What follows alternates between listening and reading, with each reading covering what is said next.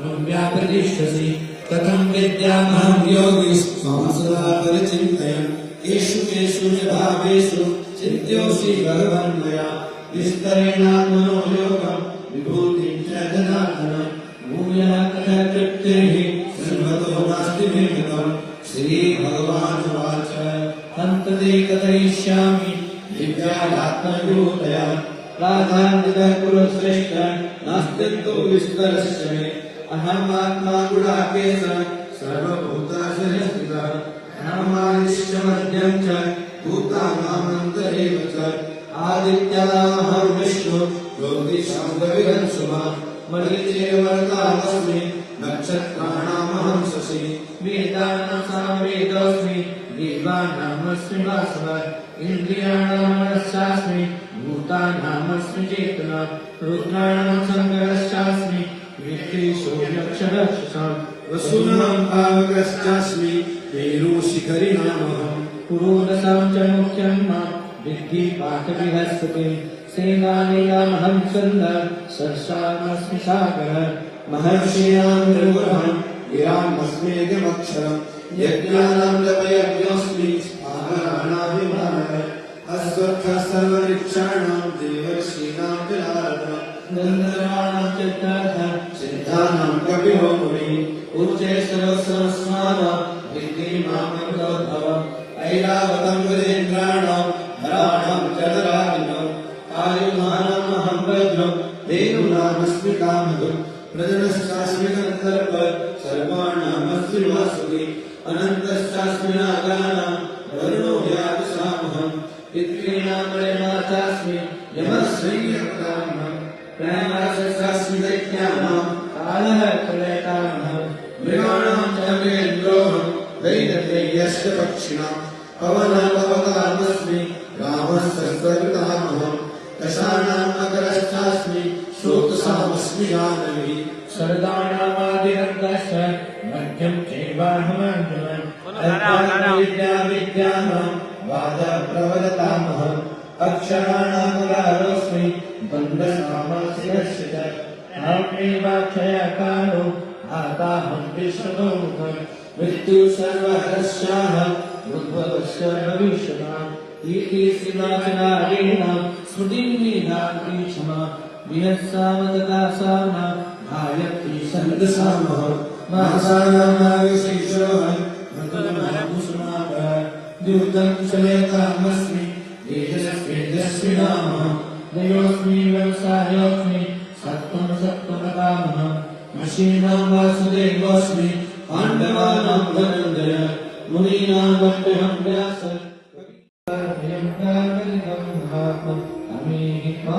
संघाविशक्ति केचिद्भीताः प्राञ्जलयो गृह्णन्ति स्वस्ति महर्षि सिद्धसङ्घा स्तुवन्ति त्वां सुविभीषुषदाभिः रुद्रादित्या वशो ये च साध्यां विश्वेश्विनौ मरुतस्तोष्मकास्म गन्धर्वयक्ष सुरसिद्धसङ्घा। नमस्ते, हमारा बीकानेर पर आपका स्वागत है। आज हम बीनासर के मुरली मनोहर दौरे पर हैं और गीता जयंती के अवसर पर यहाँ पर सामूहिक गीता पाठ हो रहे हैं। यहाँ से जानकारी लेंगे। सर, सबसे पहले तो आप अपना परिचय दीजिए।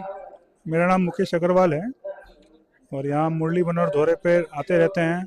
स्वामी जी श्री राम सुखदास जी महाराज जी ने यहाँ पे काफ़ी लंबे समय तक प्रवचन किए हैं और यहाँ प्रवास भी किया है।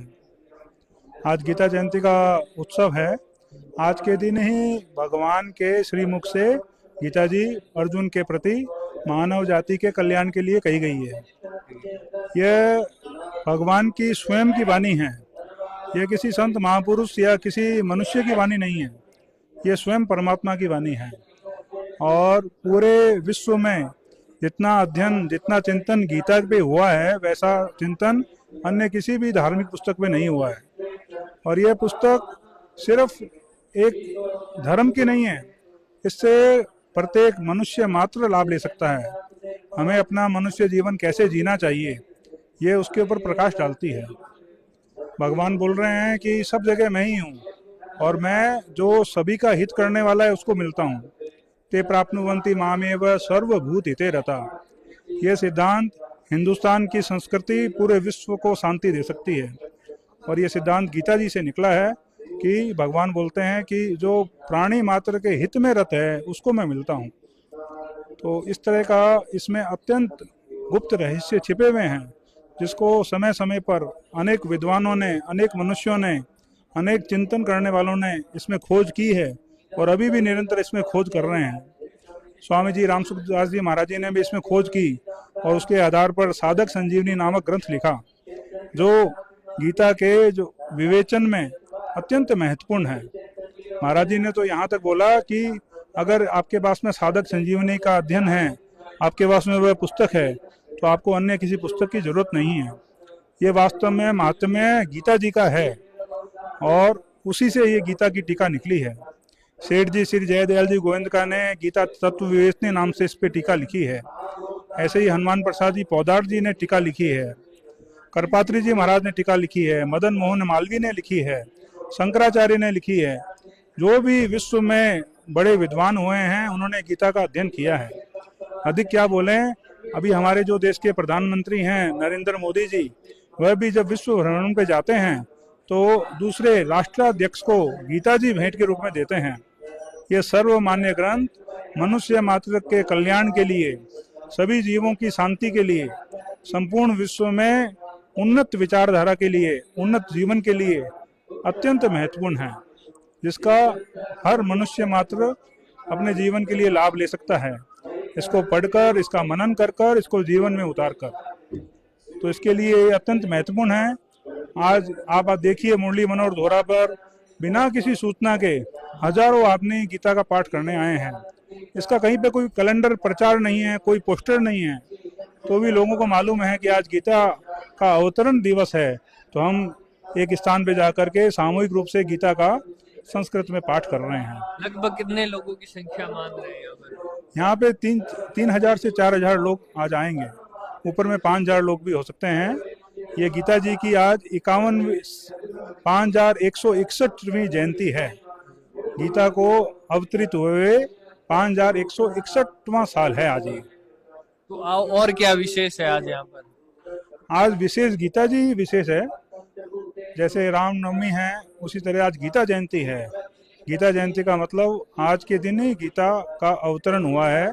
आज के दिन ही भगवान श्री कृष्ण ने मनुष्य मात्र के कल्याण के लिए अर्जुन को निमित्त बनाकर ये गीता उपदेश दिया है, जो महाभारत में महर्षि वेदव्यास जी के द्वारा लिखा गया, बताया गया और गणेश जी ने इसको लिखा।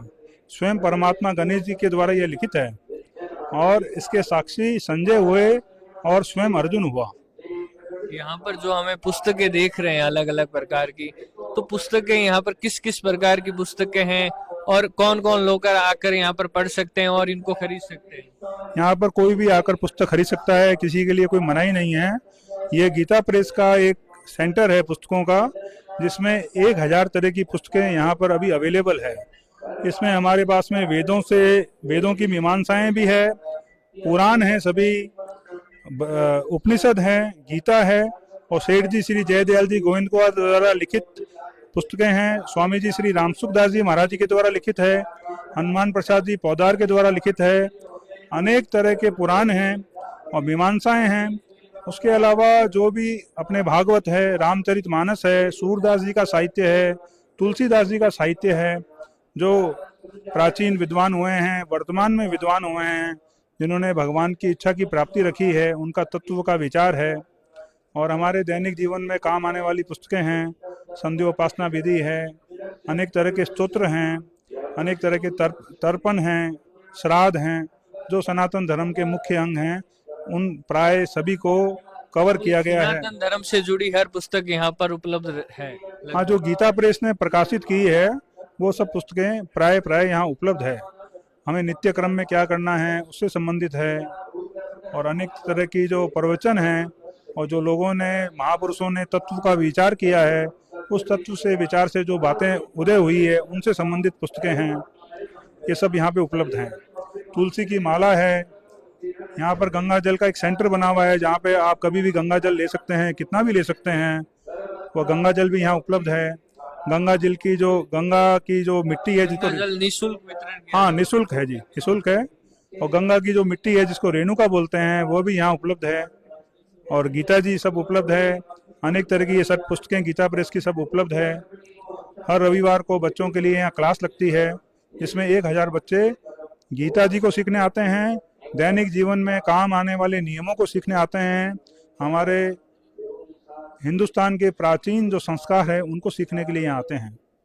इस जगह का इतिहास का क्या रहा है?